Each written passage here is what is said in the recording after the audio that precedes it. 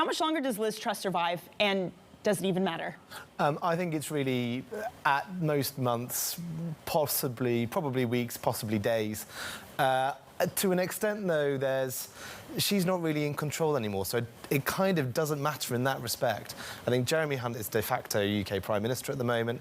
He calls the shots on this #1 issue, which is about how the UK restores its fiscal credibility, and all the sort of discretionary stuff that Liz Truss wanted to do, it's not really in her power anymore.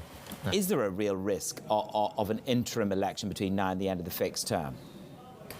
I think I think there is a growing chance of it.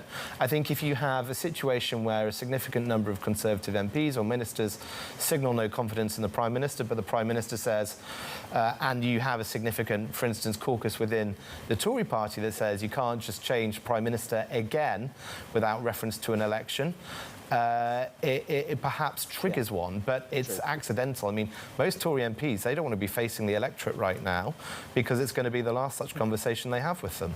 I saw this really interesting argument from Pippa Creer over at The Guardian, and it essentially said that the Tories should hold an election right now because essentially you get Labour in charge of a very tough economic environment, therefore meaning there's not permanent damage to the Tories, that they can come back and what do you make of that? I think it's too clever by 2/3. I mean, I think anyone who sort of tries to predict kind of what the outcome of the next election is going to be in 7 years' time, I mean, they can't even say what the market's going to do when they open this morning.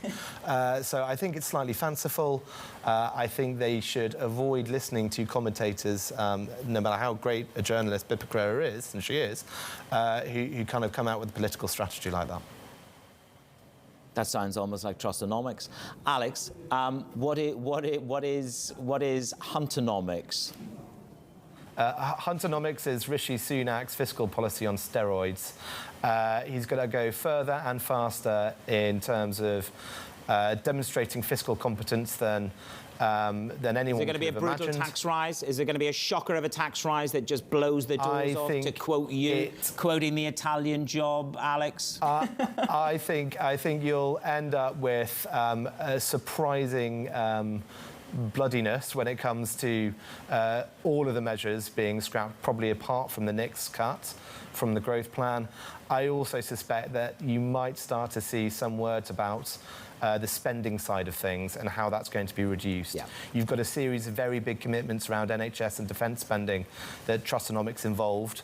There's something that's left unsaid at the moment, which is what happens to those big protected areas of spending.